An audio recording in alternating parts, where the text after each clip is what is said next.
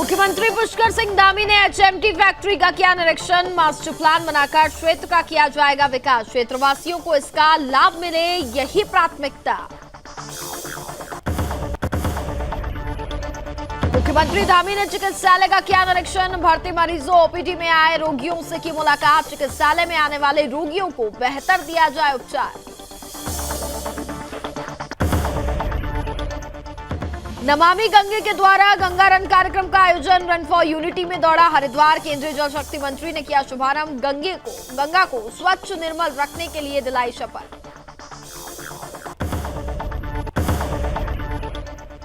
पौड़ी जिले में run for unity. Vallabh भाई पटेल के जन्मदिन पर कई कार्यक्रम। राष्ट्रीय एकता और अखंडता के लिए शपथ। खेल विभाग, नेहरू युवा केंद्र द्वारा मनाया एकता दिवस।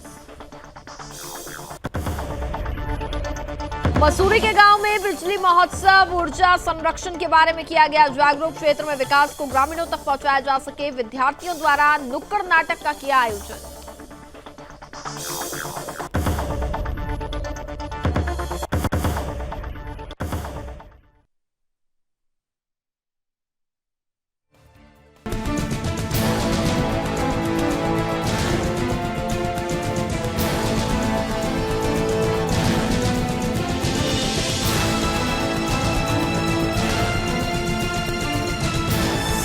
आप देख रहे हैं सुदर्शन न्यूज।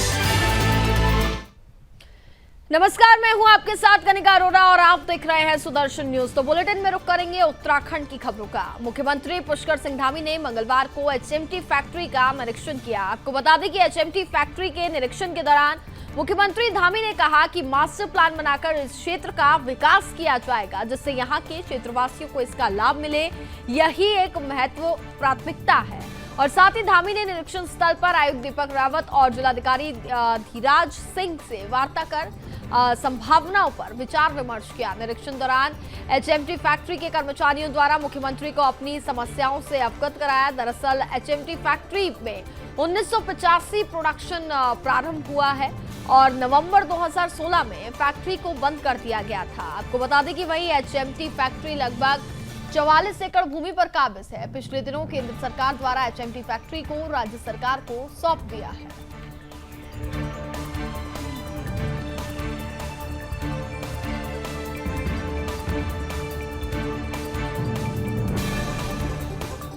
मुख्यमंत्री पुष्कर सिंह धामी ने मंगलवार को सुशीला तिवारी चिकित्सालय का निरीक्षण किया। इस अवसर पर उन्होंने पंजीकरण काउंटर, कैंटीन एवं वार्ड्स का निरीक्षण किया और साथ ही वार्ड में भर्ती मरीजों और साथ ही ओपीडी में आए अन्य रोगियों से भी उन्होंने मुलाकात की है और उनकी समस्याओं से वे रूबरू हुए। मुख्यमंत्री ने कहा कि यह कुमाऊं का सबसे बड़ा चिकित्सालय है। ये पर्वतीय क्षेत्र के साथ ही उत्तर प्रदेश के रोगी अपना उपचार के लिए आते हैं और उन्होंने प्राचार्य डॉक्टर अरुण जोशी को निर्देश दिए कि चिकित्सालय में आने वाले रोगियों को बेहतर उपचार दिया जाए। उन्होंने कहा कि चिकित्सालय के लिए जिन वस्तुओं की आवश्यकता है उनका प्रस्ताव बनाकर शासन को प्रेषित करें ताकि कार्यों के लिए शीघ्र धन आवंटित किया जा सके। वहीं मुख्यमंत्री धामी ने कहा कि अधिकारी ब्लॉक, न्याय पंचायत स्तर पर समाधान चौपाल का आयोजन कर जनता की समस्याओं से रूबरू हो और मौके पर समस्याओं का समाधान करें। उन्होंने कहा कि अधिकारी अपने मनोयोग के साथ कार्य कर अपनी जिम्मेदारी सुनिश्चित करें।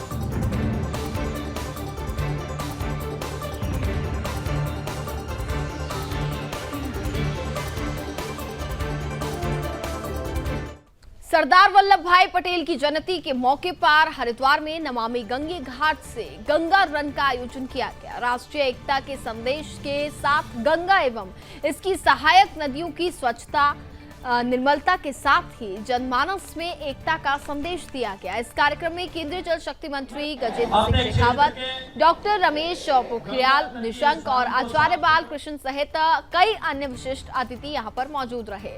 दरअसल चंडीघाट से सिसिया टावर तक गंगा रन कार्यक्रम का आयोजन किया गया, इसलिए कार्यक्रम में स्कूली छात्र छात्राओं ने प्रतिभाग किया।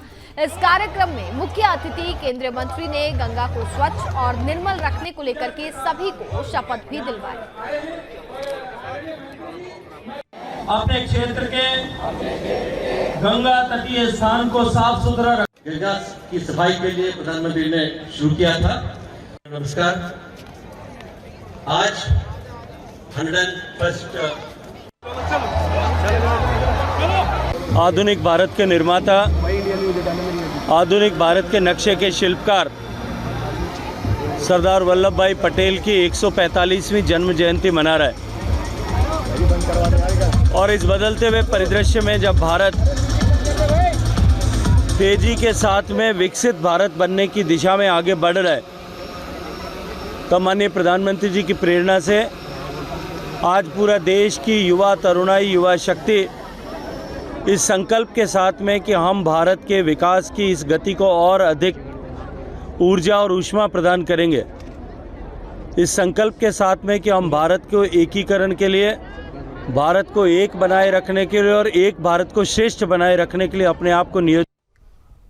चमोली में सीमा सुरक्षा बल द्वारा सरदार वल्लभ भाई पटेल की जन्मदिवस और राष्ट्रीय एकता दिवस मनाया गया। इस अवसर पर आपको बता दें कि गलवालदम में मैराथन दौड़ का आयोजन भी किया गया। मैराथन दौड़ में सीमा सुरक्षा बल के जवानों, विद्यार्थियों व आमजनों ने हिस्सा लिया, जिसमें आपको बता दें कि एसएसबी के जवानों समेत स्थानीय लोगों ने भी एकता का संदेश देने के लिए दौड़ लगाई और साथ ही लोह पुरुष सरदार वल्लभ भाई पटेल को श्रद्धा सुमन अर्पित करते हुए उनके पग चिन्हों पर चलने की बात कही है। वहीं एकता की शपथ कार्यक्रम का आयोजन किया गया। इसके साथ ही मानव श्रृंखला के माध्यम से राष्ट्रीय एकता और अखंडता का संदेश आमजन को दिया गया। वहीं आपको बता दें कि एसएसबी के महानिदेशक ने आमजन से अपील की है कि भारतवर्ष में सौहार्द, राष्ट्रीय एकता, भाईचारा और देशभक्ति की भावना प्रबल होनी चाहिए।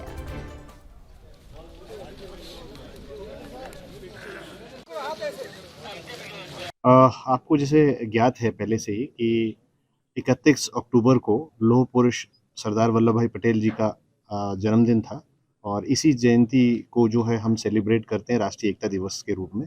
ये 2014 से शुरू किया गया भारत सरकार द्वारा और हम उन्हें आज के दिन सम्मान देते हैं, याद करते हैं हम उन्हें, जो उन्होंने योगदान दिया है एकता के लिए पूरे राष्ट्र को। और आप जानते हैं कि कोई भी राष्ट्र तभी सर्वश्रेष्ठ हो सकता है जब वो एक हो, उसमें एकता हो। भारत एक ऐसा देश है जिसमें विभिन्न प्रकार के लोग रहते हैं, अलग अलग भाषाओं के, धर्मों के, जातियों के। इन सब के बावजूद भी बहुत अच्छी तरीके से सारे लोग जो हैं एक साथ रह रहे हैं। इसी मैसेज को वो फैलाना चाहते थे और अधिक से अधिक लोगों को इसको जागृत करना चाह रहे थे। और उसी संदर्भ में जो है राष्ट्रीय एकता दिवस के दिन जो हम 31 अक्टूबर को सेलिब्रेट करते हैं, हम इसको अधिक से अधिक लोगों के में जागरूकता पैदा करने के लिए विभिन्न प्रकार के प्रोग्राम करते हैं। जैसे कि आज सुबह हमने रन फॉर यूनिटी किया है, जिसमें स्कूल के बच्चों ने भी पार्टिसिपेट किया और सिविल जनता ने भी पार्टिसिपेट किया। दिन में हमने शपथ समारोह एक आयोजित किया था जिसमें सभी कर्मचारियों ने शपथ ली और इसी के कार्यक्रम में आगे बढ़ाते हुए हमने शाम को एक परेड। खबरों में आगे बढ़ते हैं। पौड़ी जिले शहर में लौह पुरुष सरदार वल्लभ भाई पटेल के जन्मदिवस को राष्ट्रीय अखंडता दिवस के रूप में मनाया गया, जिसको लेकर के खेल विभाग और नेहरू युवा कल्याण केंद्र के संयुक्त तत्वाधान में इंडोर स्टेडियम में से लेकर के मुख्य शिक्षा अधिकारी कार्यालय तक रन फॉर यूनिटी दौड़ का आयोजन किया गया। जानकारी देते हुए जिला क्रीड़ा अधिकारी गिरीश कुमार ने बताया कि आयोजित कार्यक्रम में रन फॉर यूनिटी के माध्यम से एकता का संदेश दिया गया। उन्होंने कहा कि लकी ड्रॉ के माध्यम से 5 प्रतिभागियों को खेल विभाग द्वारा इस दौरान प्रस्तुत किया गया और साथ ही राष्ट्रीय एकता दिवस पर सभी युवाओं को सद्भावना और साथ ही भाईचारे के साथ राष्ट्र सेवा की शपथ दिलाई गई। कार्यक्रम में युवाओं का उत्साह भी देखने को मिला।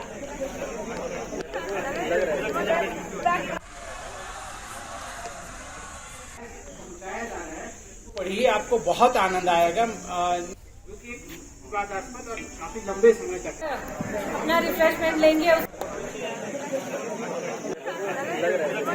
यहाँ से इंदौर से कमिले पार्क से सर्किट हाउस तक सर्किट हाउस के पीछे तक रैली निकाली गई है और फिर वापस इंडिया के ड्रॉ से ये प्राइजेस पर्ची दी गई है उनको पर्ची द्वारा जिसका जो नंबर आएगा।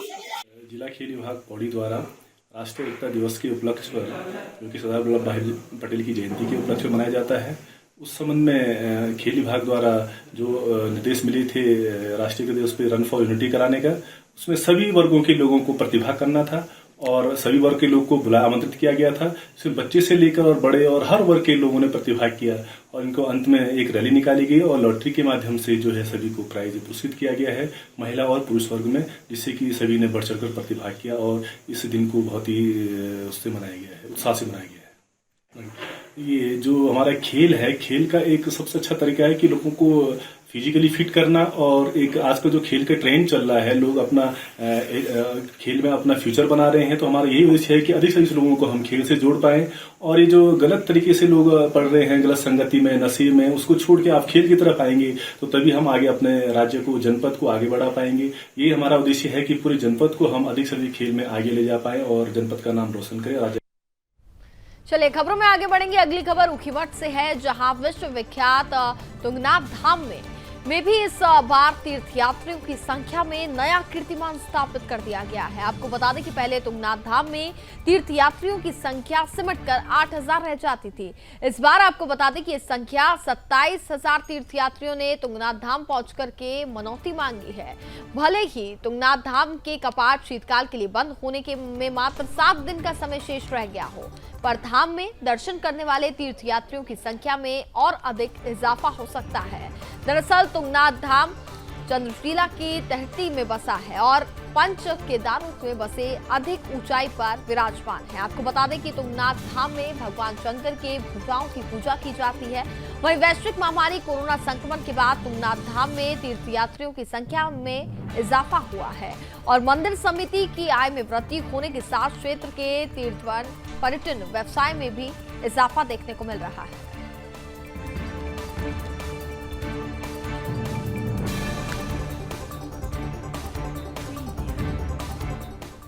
उत्तराखंड के मसूरी में वन मंत्री सुबोध उनियाल ने कहा कि प्रधानमंत्री नरेंद्र मोदी द्वारा यूथ डेवलपमेंट की बातें कही गई हैं और साथ ही उन्होंने ये भी कहा कि 2047 में जब देश आजादी की 100वीं वर्षगांठ मना रहा होगा, तब आज का नौजवान इस देश का कर्णधार होगा। इस दौरान वन मंत्री ने आम आदमी पार्टी पर हमला भी किया। आपको बता दें कि उन्होंने कहा कि पत्रकारों से वार्ता करते हुए वन मंत्री ने कहा कि प्रधानमंत्री नरेंद्र मोदी का संबोधन प्रेरणादायी था। उन्होंने ये भी कहा कि ग्रामीण क्षेत्रों में बिजली का भुगतान करना एक बड़ी समस्या है, जिसको लेकर प्रधानमंत्री नरेंद्र मोदी ने सोलर ऊर्जा पर काम करने के लिए सबको प्रेरित किया। वन मंत्री ने आम आदमी पार्टी पर हमला बोलते हुए कहा कि चुनाव से पहले आम आदमी पार्टी के नेताओं ने उत्तराखंड के लोगों को बड़े बड़े सपने दिखाए थे। उन्होंने कहा कि आम आदमी पार्टी के पास ना नेतृत्व है और ना ही दिशा है। दिल्ली से कोई भी व्यक्ति पहाड़ की तुलना नहीं कर सकता है। अभी हमारे महामंत्री राणा जी, आप भी हमारे महिला मोर्चा की आज प्रधानमंत्री जी का ये मन की बात का कार्यक्रम में उनका भाषण निश्चित बहुत प्रेरणादायी था, और खासकर नौजवानों के लिए और ग्रामीण अर्थव्यवस्था को मजबूत करने के लिए। आज ग्रामीण क्षेत्र में बिजली का भुगतान करना अपने आप एक समस्या है, क्योंकि कई आदमी इसको अफोर्ड नहीं कर पाते। तो जिस तरह से उन्होंने गुजरात के गांव का जिक्र करते हुए यहाँ के लोग आज बहुत प्रसन्न हैं, और जिसमें उनको वहाँ के लोगों के द्वारा कहा गया कि हम बिजली के बिल से हमें मुक्ति मिल गई और साथ साथ हम अपने ट्यूबवेल्स वगैरह चलाने में भी इसी बिजली का उपयोग करने के साथ साथ इस जो बचत होती है बिजली की, उसको ग्रिड के माध्यम से सरकार को बेचने का काम कर रहे हैं। तो निश्चित रूप से जैसे क्यारकुली गाँव है, ये जिसकी लोकेशन आप देखेंगे तो यहाँ पर सोलर पावर के बहुत बड़ी संभावना। उत्तराखंड में बिजली महोत्सव मनाया जा रहा है। इसी कड़ी में मसूरी के क्यारकुली भट्टा ग्राम में एक राष्ट्र एक ग्रिड एक फ्रीक्वेंसी के तहत कार्यक्रम का आयोजन किया गया और समारोह में विद्युत विभाग द्वारा आपको बता दें कि स्क्रीन लगा करके प्रोजेक्टर के माध्यम से विभाग की योजनाओं के साथ ही गतिविधियों पर आधारित विभिन्न लघु फिल्म दिखाई गई। और वहीं उत्सव की थीम उज्जवल भारत उज्जवल भविष्य पर आधारित विद्यार्थियों द्वारा नुक्कड़ नाटक का भी आयोजन किया गया।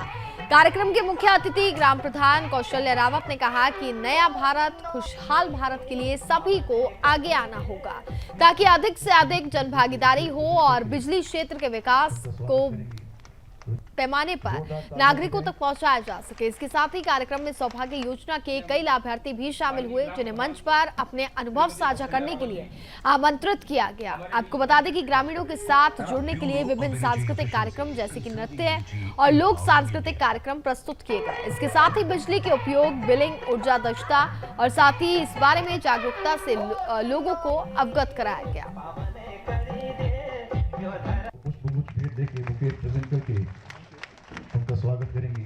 हमारी ग्राम पंचायत में आज़ादी का 75वां अमृत महोत्सव के दौरान बिजली उत्सव मनाया जा रहा है, जिसमें कि जो आम व्यक्ति के राइट्स हैं बिजली के लिए उसके बारे में बताएंगे और उसके बारे में उन्होंने एक नाटक भी तैयार किया है और उसके द्वारा जानकारी। भारत सरकार की बहुत ही महत्वाकांक्षी परियोजनाओं का निस्तारण और निवारण आज उत्तराखंड में बहुत ही सहजतापूर्वक किया जाता है। आपको बताने में मुझे गर्व की अनुभूति हो रही है कि पिछले 7-8 सालों में भारत की बिजली व्यवस्था में आमूलचूल परिवर्तन हुआ है। चाहे वो घर घर बिजली पहुंचाने के माध्यम की योजना के बारे में हो, जिसका सौभाग्य हम कहते हैं, चाहे ग्रामीण विद्युतीकरण, सुदूर गांवों तक बिजली पहुंचाने का कार्य हो। इसके अलावा तमाम ऐसे कार्य किए जा रहे हैं जहां पर उपभोक्ताओं को किसी भी परेशानी का सामना बिल्कुल न करना पड़े। इस चीज़ को सुनिश्चित करने के लिए आज़ादी के 75वें वर्ष में, जिसे अमृत महोत्सव का भी नाम दिया गया है, हम बिजली महोत्सव का यहाँ पर कार्यक्रम कर रहे हैं। हमारी जन से अपील है, गांव वासियों से अपील है कि हम अपने देश का निर्माण, भविष्य तभी सुधार सकते हैं और अच्छा कर सकते हैं जब सबकी सहभागिता सुनिश्चित हो। इस उपलक्ष्य में हमने गांव के सभी घरों में संपर्क किया। ग्राम प्रधान श्रीमती कौशल्या रावत जी का बहुत बड़ा सहयोग हमें मिला। इसके अलावा ग्राम के जितने महिलाएं, बच्चे, पुरुष इस कार्यक्रम को लेकर बहुत उत्साहित हैं। इसके माध्यम से उनको जानने का मौका मिलेगा कि उनके कौन कौन से ऐसे अधिकार हैं जिनसे अभी तक वो वंचित तो नहीं रहे, लेकिन न जानने के कारण कुछ परेशानियों का सामना शायद करना पड़ा। खबरों में आगे बढ़ेंगे। पौड़ी के नवनियुक्त जिलाधिकारी डॉक्टर आशीष चौहान ने सोमवार को जिले का कार्यभार ग्रहण कर लिया।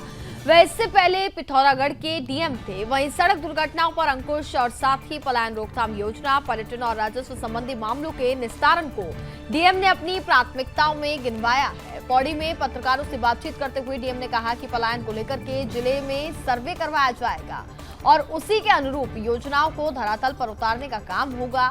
वहीं बिरोंखाल के सिमड़ी में हुई बस दुर्घटना का संज्ञान लेते हुए डीएम ने कहा कि जिले में एक सर्वे करवाते हुए ऐसी सड़कों और स्थानों को दिखवाया जाएगा जहां सबसे अधिक सड़क दुर्घटनाएं सामने आई हो। शादी बारात में जाने वाले वाहनों से एक अंडरटेकिंग ली जाएगी। वह किसी भी तरह से शराब का सेवन करते हुए वाहनों का संचालन नहीं करेंगे। उन्होंने कहा कि पर्यटन को बढ़ाने के साथ ही पर्यटकों को आकर्षित करने के लिए योजना तैयार की जा रही है ताकि रोजगार मिल सके और इसके साथ ही स्थानीय लोगों को यहीं पर रोजगार जैसी समस्या से निजात मिल जाए और जिससे जनहित में भी लाभ हो सके। उन्होंने अधिकारियों के साथ बैठक लेते हुए विकास कार्यों को लेकर के भी समीक्षा की।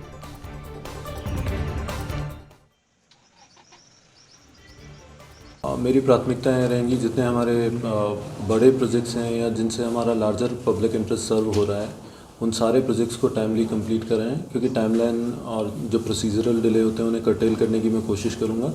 सेकेंडली, ग्रास रूट लेवल के जो चेंजेस होते हैं वो लाने की हम लोग कोशिश करेंगे। जैसे कई बार ये होता है कि कुछ लोगों के आधार कार्ड नहीं बने होते हैं जो कि सबसे मोस्ट सूटेबल लोग होते हैं, तो उस तरीके के इश्यूज़ भी मुझे मेरे अभी तक के एडमिनिस्ट्रेटिव एक्सपीरियंस में कई सारी जो चीज़ें मिली उनसे लीड मिलती है इस तरीके के कामों को।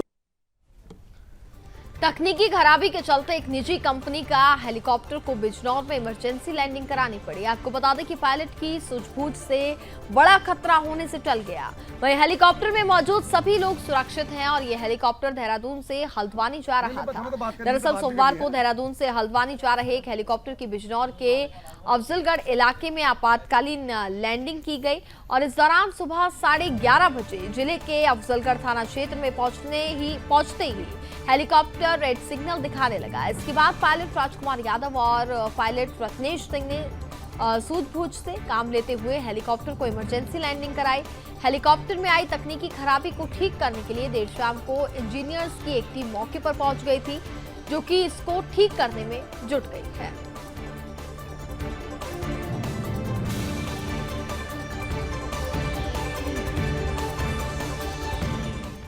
बागेश्वर जिले की कपकोट तहसील के फरसाली गांव के युवक कमलेश गिरी ने अग्निवीर के चयन न होने पर जहरीला पदार्थ खाकर के खुदकुशी कर ली है। जबकि आपको बता दें कि उसके आसपास एनसीसी का सी सर्टिफिकेट होने के बाद भी उसका चयन अग्निवीर में नहीं हो सका, जिसके बाद आपको बता दें जिस कारण कमलेश गिरी ने जहरीला पदार्थ खा करके आत्मघाती कदम उठाया। जहरीला पदार्थ खाने के पहले मृतक कमलेश गिरी ने वीडियो बना करके बताया कि मुझे अग्निवीर में चयन होने का भरोसा था, लेकिन मैं नहीं हो पाया और मेरे पास मरने के अलावा कोई और विकल्प नहीं है। मृतक के परिजनों का कहना है कि कमलेश गिरी होनहार विद्यार्थी था और उस पर गांव के लोगों को भरोसा भी था कि कमलेश गिरी का अग्निवीर में चयन हो जाएगा।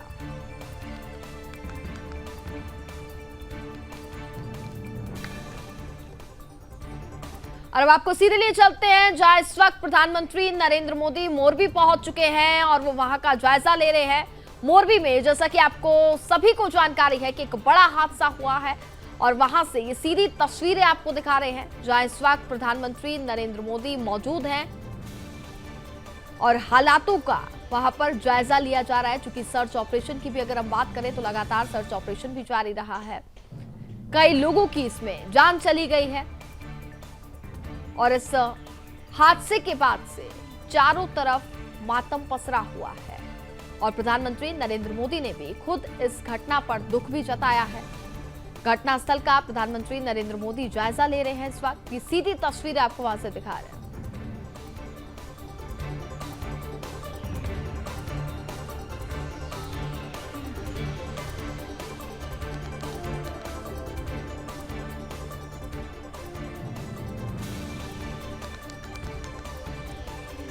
तो प्रधानमंत्री नरेंद्र मोदी इस वक्त मोरबी पहुंच चुके हैं, जो आपको बता दें कि घटनास्थल का वो जायजा ले रहे हैं। ये तस्वीरें हम आपको मोरबी से दिखा रहे हैं जहां पर ये बड़ा हादसा हुआ था और इस हादसे के बाद से अगर बात की जाए तो चारों तरफ सिर्फ मातम पसरा हुआ है।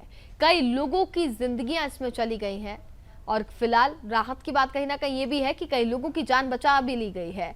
सर्च ऑपरेशन लगातार वहां पर जारी रहा, लेकिन मौतों का जो आंकड़ा है वो काफी ज्यादा रहा, जिस वजह से चारों ओर मातम पसरा हुआ है। और प्रधानमंत्री नरेंद्र मोदी ने भी अपने संबोधन में भी इस बात का जिक्र किया और साथ ही अपनी शोक संवेदनाएं गुजरात वासियों में, यानी कि मृतकों के लिए बात की जाए तो उनको अपनी शोक संवेदनाएं दी। ये वही मोरबी की तस्वीरें हम आपको दिखा रहे हैं, घटनास्थल की ये तस्वीरें जहां पर प्रधानमंत्री नरेंद्र मोदी इस वक्त मौजूद हैं और जायजा लेते हुए वो नजर आ रहे हैं। आखिरकार क्या तकनीकी गड़बड़ियां रही, किसकी लापरवाही रही, इस बारे में पूरी वो बातचीत कर रहे हैं। किस कारण ये इतना बड़ा हादसा हुआ, इसको लेकर के खुद प्रधानमंत्री नरेंद्र मोदी ने नाराजगी भी जताई और साथ ही अपनी शोक संवेदनाएं भी लोगों को प्रेरित की।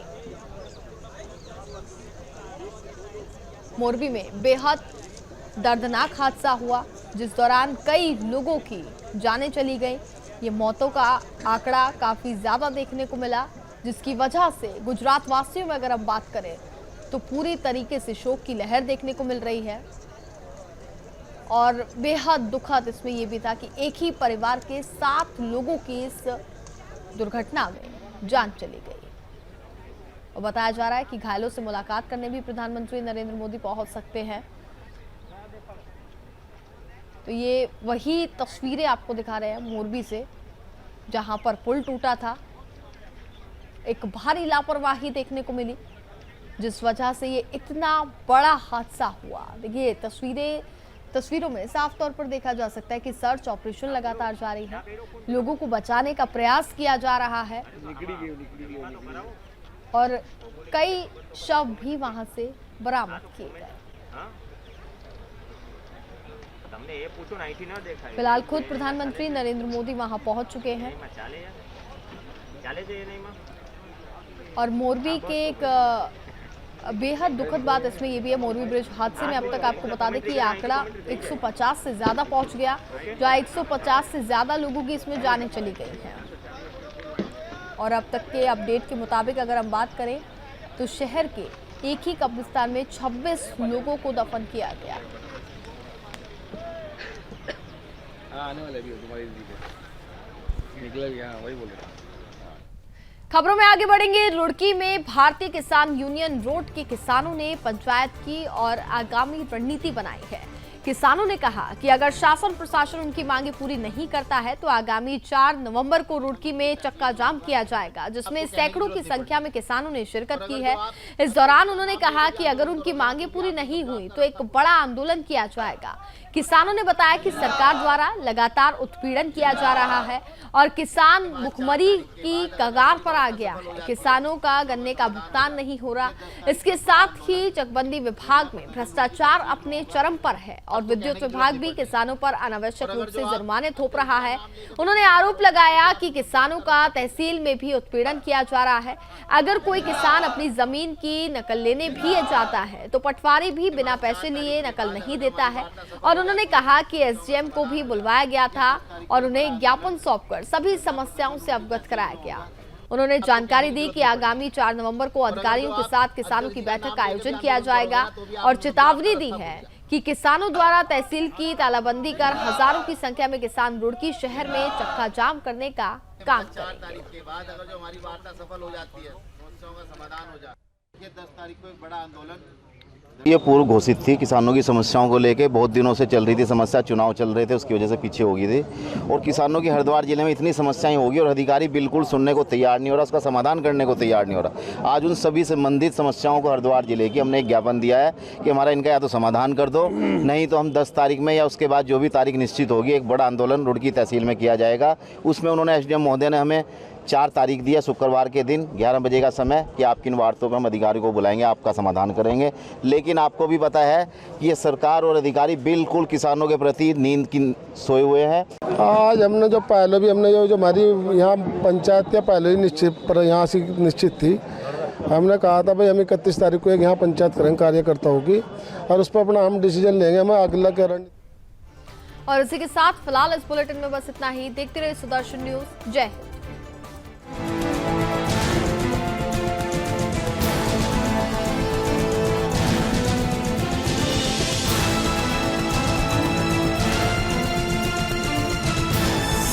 आप देख रहे हैं सुदर्शन न्यूज।